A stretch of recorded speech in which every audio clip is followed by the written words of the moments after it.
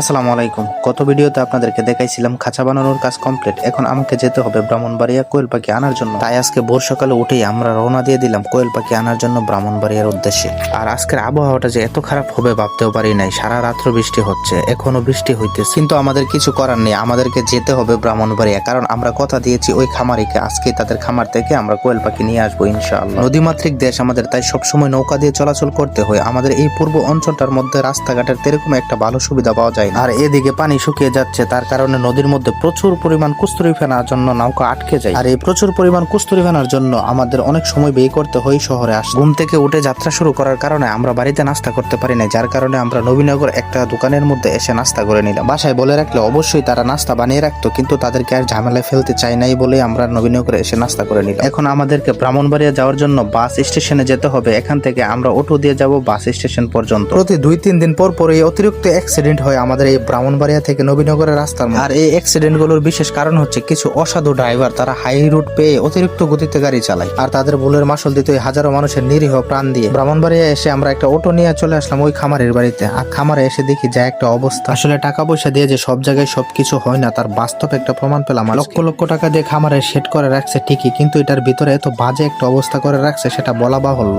ওই খামারের মালিক ফোনে আমার সাথে কথা বলেছে যে 30 দিনের পাখি দিবে, কিন্তু ভেতরে গিয়ে দেখি পাখির বয়স হবে 18 দিন। বর্তমানে যারা নতুন ভাবে খামার শুরু করতে চায় তাদের সাথে এই প্রতারণাটা সবচেয়ে বেশি করে। 18 থেকে 20 দিনের পাখি দিয়ে 30 দিন হিসাবে চালিয়ে দেয়, এবং পুরুষ পাখি দিয়ে মহিলা পাখি হিসাবে চালিয়ে দেয়। আর তার কারণে খামারিরা সবচেয়ে বেশি প্রতারণার শিকার হয়। আর ওই খামার থেকে বের হয়ে আমরা এখন চলে আসছি ব্রাহ্মণবাড়িয়া রেল স্টেশন, কারণ আমরা এখন নরসিংদীর উদ্দেশ্যে যাব। বাড়ি থেকে যখন নিয়ত করে বের হয়েছি আজকে পাখি নিয়েই ফিরবো ইনশাআল্লাহ। তাই অনলাইনে নরসিংদী একজন খামারি ভাইয়ের সাথে আমি কথা বলেছি, এবং তার কাছে পর্যাপ্ত কোয়েল পাখি রয়েছে। তাই ট্রেন দিয়ে আমরা নরসিংদী যাব। আমরা চাইলে বাস দিয়ে যেতে পারতাম, কিন্তু বাস দিয়ে গেলে আমাদের অনেকটা সময় ব্যয় হবে, যার কারণে আমরা ট্রেনে বেছে নিলাম। আর ট্রেনের কথা কি বলবো, এখানে দুর্নীতি চলতো, এখনো চলে, ভবিষ্যতে চলবে। এর থেকে ভালো কিছু আশা করা যায় না। আমরা টিকিট কাউন্টারে টিকিট কিনতে গিয়ে দেখি টিকিট শেষ হয়ে যায়, কিন্তু বাইরে দেখি অতিরিক্ত টাকায় কিছু লোক টিকিট বিক্রি করে। আর রেল স্টেশনে যে দুর্নীতি চলে তার বাস্তব প্রমাণ হাজারো হাজারো মানুষের কাছে পাওয়া যায়। আমাদের যাত্রাবাহী ট্রেনটা প্রায় 20 থেকে 30 মিনিট পরে আসবে, তাই আমরা বসে হাঁটাহাঁটি করে সময় কাটাচ্ছিলাম। ট্রেনের জন্য বসে বসে অপেক্ষা করা ছাড়া আর কোনো অপশন নেই এখন আমাদের হাতে। অবশেষে আমাদের অপেক্ষার পর শেষ হলো। 3 নম্বর রুটে কিছুক্ষণের মধ্যে ট্রেন চলে আসবে। সিট না পাওয়ার কারণে আমাদেরকে লোকাল বাসের মতোই যেতে হবে, কারণ এটা বাংলাদেশ ভাই। ট্রেনে ওঠার সময় যে একটা হয়রানি হইতে হয়, মানে কি একটা দৌড়াদৌড়ি, যারা ট্রেনে গিয়েছেন তারাই বুঝতে পারবে। আমাদের ট্রেনটা অনেক স্লো ছিল, যার কারণে ব্রাহ্মণবাড়িয়া থেকে নরসিংদী আসতে আমাদের প্রায় 2 ঘন্টা লেগে যায়। অবশেষে আলহামদুলিল্লাহ আমরা নরসিংদী এসে পৌঁছালাম, এবং নরসিংদী বাজার থেকে আমরা 20টা ক্যারেট নিয়ে নিলাম কোয়েল পাখির জন্য। তারপরে আমি সরাসরি চলে আসলাম খামারে। আর এখানের পাখিগুলো মাশাআল্লাহ অনেক সুন্দর, এবং আমি যেরকমটা চেয়েছিলাম তেরকমই পেয়েছি। আর তাই 400 পাখি নিয়ে আমি বাড়ির উদ্দেশ্যে রওনা দিলাম। এখানে আমরা 2 জন গিয়েছিলাম পাখি আনতে, যার কারণে আমরা পুরোপুরি ভিডিও করতে পারি নাই। আমরা 2 জন মানুষ, 20টা খাঁচা আমাদের সামাল দিতে অনেক পরিশ্রম হয়ে যায়। আজকের মতো এতটুকুই। সবাই ভালো থাকবেন, সুস্থ থাকবেন, এবং পরবর্তী ভিডিওতে দেখা হবে ইনশাআল্লাহ। আসসালামু